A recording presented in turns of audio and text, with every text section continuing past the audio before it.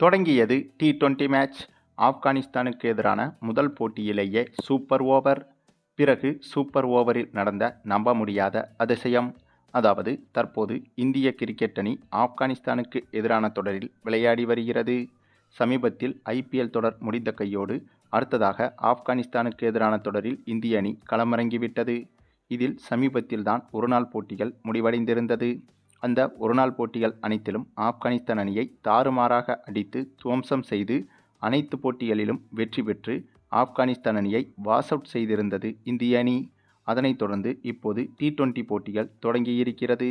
அதாவது இந்த இந்தியா ஆப்கானிஸ்தான் தொடரை எடுத்துக்கொண்டால் இந்த தொடர் தொடங்குவதற்கு முன்பே மிகப்பெரிய எதிர்பார்ப்பில் இருந்தது.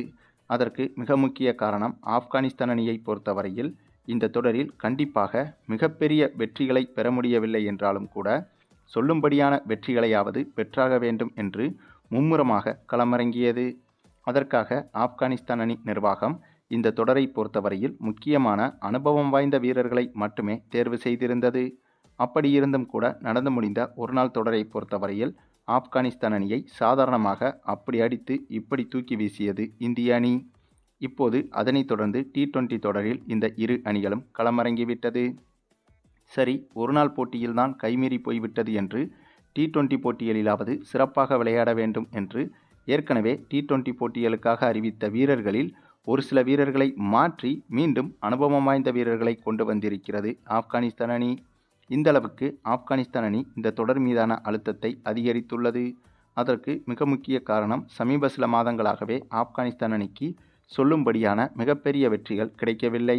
ஆகவே மீண்டும் பழைய ஆப்கானிஸ்தான் அணி போல பழைய ஃபார்முக்கு திரும்புவதற்கு கடுமையாக முயற்சி செய்து வருகிறது ஆப்கானிஸ்தான் அணி. அதனால்தான் இந்த இந்திய அணிக்கு எதிரான தொடரில் பல கட்ட முயற்சிகளையும் ஆப்கானிஸ்தான் அணி கிரிக்கெட் நிர்வாகம் எடுத்து வருகிறது. இந்த நிலையில்தான் இந்த இரு அணிகளுக்கு எதிரான டி20 தொடரின் முதல் மேட்ச் தொடங்கியது. சற்று முன் நடைபெற்ற இந்த ஒரு போட்டியில் முதலில் ஆப்கானிஸ்தான் அணி பேட்டிங் செய்ய களமிறங்கியது. அது மட்டுமில்லாமல் இந்த போட்டியை பொறுத்தவரையில் இந்திய அணியில் பெரும்பாலான முக்கிய வீரர்கள் இடம்பெறவில்லை. ஏற்கனவே இந்திய அணியில் இருப்பவர்கள் அனைவரும் மிகப்பெரிய அனுபவம் வாய்ந்த வீரர்களும் கிடையாது.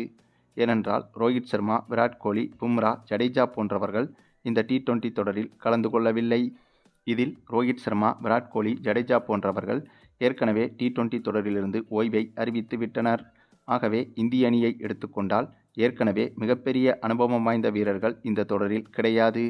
இந்த சூழலில் இந்த தொடரை எடுத்துக்கொண்டால் சுப்மன் கில், சூரியவன்சி, யாஸ்வி ஜெய்ஸ்வால், இசான் கிசான், திலக் வர்மா என்று தற்போதைய நட்சத்திர பேட்ஸ்மேன்கள் யாருமே இந்த ஒரு முதல் டி20 போட்டியில் பங்கு பெறவில்லை. இந்த ஒரு காரணத்தால் இந்த ஒரு முதல் டி20 மேட்சில் ஆப்கானிஸ்தான் அணி வெற்றி பெறுவதற்கு வாய்ப்புகள் இருப்பதாகவே கருதப்பட்டது. அதை உறுதி செய்யும் விதமாகத்தான் முதலில் பேட்டிங் செய்ய களமிறங்கிய ஆப்கானிஸ்தான் அணி சிறப்பான பேட்டிங்கையும் வெளிப்படுத்தியது. கிட்டத்தட்ட பவர் பிளே ஓவர்களிலேயே 2 விக்கெட்டுகளை மட்டுமே இழந்து 70 ரன்கள் வரை எடுத்துவிட்டது ஆப்கானிஸ்தான் அணி. இந்தளவுக்கு ஆப்கானிஸ்தான் அணி சிறப்பாக பேட்டிங் செய்வதற்கு இன்னொரு மிக முக்கிய காரணம், நாம் ஏற்கனவே சொன்னது போல இந்த போட்டியில் நட்சத்திர இந்திய பேட்ஸ்மேன்கள் பங்கு பெறாதது போலவே நட்சத்திர இந்திய பவுலர்களும் பங்கு பெறவில்லை. 3ஆம் நிலை 4ஆம் நிலை பவுலர்களுக்குத்தான் இந்த போட்டியில் இந்திய அணி சார்பில் வாய்ப்பு கொடுக்கப்பட்டிருந்தது. அதனாலேயே அது ஆப்கானிஸ்தான் அணி பேட்ஸ்மேன்களுக்கு சாதகமாகவும் மாறியது. பின்னர் சூப்பராக விளையாடிய ஆப்கானிஸ்தான் அணி 20 ஓவர்கள் முடிவில் 177 ரன்கள் வரை எடுத்துவிட்டது. இந்த ரன்கள் என்பது இந்த மேட்சை பொறுத்தவரையில் மிகப்பெரிய ரன்களாகும். ஏனென்றால் இந்திய அணியை பொறுத்தவரையில் சிவம் தூபே மற்றும் அபிஷேக் சர்மாவை தவிர சொல்லும்படியான பேட்ஸ்மேன்கள் யாருமே கிடையாது. இதன் காரணமாக இந்த போட்டியில் ஆப்கானிஸ்தான் அணி வெற்றி பெறுவதற்கு அதிக வாய்ப்புகள் இருப்பதாக எதிர்பார்க்கப்பட்டது. இந்த சூழலில்தான் இந்த 177 ரன்களை சேசிங் செய்ய களமிறங்கிய இந்திய அணியை பொறுத்தவரையில் இந்திய அணியும் ஆரம்பத்தில் சிறப்பாகவே விளையாடியது. குறிப்பாக அபிஷேக் சர்மா அதிரடியாக விளையாடி கிட்டத்தட்ட இவர் மட்டுமே 80 ரன்கள் வரை எடுத்து கொடுத்தார். அதேபோல கடைசி நேரத்தில் களமிறங்கிய சிவம் தூபேவும் அதிரடியாக விளையாடி 48 ரன்கள் வரை எடுத்து கொடுத்தார். இதன் காரணமாக ஓரளவுக்கு வெற்றியை நோக்கி வந்த இந்திய அணி கடைசி ஒரு சில ஓவர்களில் அடுத்தடுத்து விக்கெட்டுகளை இழந்ததால் இந்த போட்டி திடீரென இந்திய அணிக்கு கடினமாக மாறியது. பின்னர் கடைசி ஓவரில் 11 ரன்கள் எடுத்தால் வெற்றி என்ற சூழ்நிலையில் பேட்டிங் செய்த இந்திய அணியால் 10 ரன்கள் மட்டுமே எடுக்க முடிந்தது. இதன் காரணமாக இந்த போட்டி சூப்பர் ஓவருக்கு சென்றுவிட்டது. அதாவது இந்த ஆப்கானிஸ்தான் தொடரை பொறுத்தவரையில் இதுதான் முதல் சூப்பர் ஓவர் மேட்ச். இதற்கு முன்பு நடைபெற்ற ஒருநாள் போட்டியில் எந்த ஒரு மேட்சும் சூப்பர் ஓவராக நடைபெறவில்லை. ஆகவே இந்த ஒரு T20 மேட்ச் தான், அதுவும் இந்த T20 தொடரின் முதல் T20 மேட்சிலேயே சூப்பர் ஓவர் வந்துவிட்டது. ஆக இந்த போட்டி மீதான எதிர்பார்ப்பும் இங்கேதான் அதிகரித்தது. பின்னர் இந்த சூப்பர் ஓவரில் பேட்டிங் செய்ய களமிறங்கிய இந்திய அணியை பொறுத்தவரையில் அபிஷேக் சர்மா மட்டுமே சூப்பராக விளையாடி அந்த ஓவரில் 3 சிக்சர்கள் 1 பவுண்டரி என அடித்து 23 ரன்கள் வரை எடுத்துவிட்டார். அந்தளவுக்கு சூப்பர் ஓவரில் ருத்ரதாண்டவ ஆட்டமே ஆடிவிட்டார் நம்முடைய அபிஷேக் சர்மா. வழக்கமாக போட்டியின் முதல் பந்திலேயே சிக்சர் அடிக்கக்கூடியவர்தான் இவர். ஆகவே இதுபோன்ற சூப்பர் ஓவர் வாய்ப்பு என்பது இவருக்கு கூடுதலாக லட்டு சாப்பிடுவது போலத்தான் தெரிந்தது. அதைத்தான் இந்த போட்டியில் வெளிப்படுத்தியும் இருந்தார்.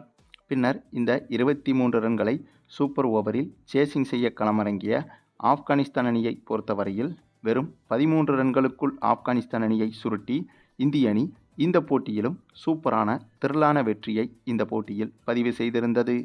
அதாவது இந்திய அணியில் பெரும்பாலான முக்கிய வீரர்கள் இல்லாமலேயே இந்த போட்டியில் மீண்டும் இந்திய அணி ஆப்கானிஸ்தான் அணியை வீழ்த்தியிருக்கிறது.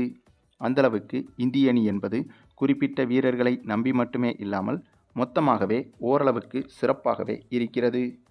அதைத்தான் இந்த போட்டியின் வெற்றியும் உணர்த்துகிறது. அதுவும் இந்த இரு அணிகளுக்கு எதிரான அதிகாரப்பூர்வ போட்டிகள் இன்னுமே தொடங்கவில்லை. ஆக அதற்குள்ளாகவே தற்போது நடைபெற்று வரும் வார்ம் அப் மேட்சுகளிலேயே இந்திய அணி இந்தளவுக்கு அடித்து ஆடி வருகிறது. அதாவது எந்தவித பிரஷரும் இல்லாத வார்ம் அப் மேட்சுகளிலேயே ஆப்கானிஸ்தான் அணி கொடூரமான தோல்விகளை சந்தித்து வருகிறது. ஆக அதிகாரப்பூர்வ போட்டிகள் என்று வந்துவிட்டால் பிரஷர் என்பது இன்னும் அதிகமாகிவிடும். அந்த ஒரு சூழலில் இதைவிட மோசமாக விளையாடுவதற்குத்தான் ஆப்கானிஸ்தான் அணிக்கு வாய்ப்புகள் இருக்கிறது. ஆக இந்த ஒரு ஆப்கானிஸ்தான் தொடர் என்பது இந்திய அணியை பொறுத்தவரையில் நிறைய சாதனைகளை உருவாக்கிவிடும் வாய்ப்பாகத்தான் பார்க்கப்படுகிறது. அதே சமயம் ஆப்கானிஸ்தான் அணியும் கூட அவ்வளவு லேசுப்பட்ட அணியும் கிடையாதுங்க. திறமை வாய்ந்த அணிதான். ஆனால் ஆப்கானிஸ்தான் அணியை விட திறமை வாய்ந்த அணியாக நம்முடைய இந்திய அணி இளம் வீரர்களை வைத்துக்கொண்டே இந்த போட்டியில் சிறப்பாக விளையாடி காட்டியது. அந்த இடத்தில்தான் நம்முடைய இந்திய அணியை கூடுதலாக பாராட்ட வேண்டும். அதிலும் நடந்து முடிந்த இந்த ஒரு போட்டியில் இந்திய அணியின் திறமையை பாராட்ட வேண்டிய இன்னொரு விஷயம் என்னவென்றால், இந்த போட்டியில் ஆப்கானிஸ்தான் அணி வீசிய 20 ஓவர்களில் கிட்டத்தட்ட 15 ஓவர்கள் வரை ஒவ்வொரு பவுலர்களும் சரியான லென்த்தில் பந்து வீசியிருக்கிறார்கள். அதாவது இந்த போட்டியில் ஆப்கானிஸ்தான் அணி வீசிய மொத்தமாக 126 பந்துகளில் சூப்பர் ஓவரையும் சேர்த்து கிட்டத்தட்ட 90 பந்துகள் சரியான லென்த்தில் வீசப்பட்ட பந்துகளாகும். ஆக அந்தளவுக்கு தெளிவான அணுகுமுறையை தான் இந்த போட்டியில் ஆப்கானிஸ்தான் அணி கையாண்டுள்ளது.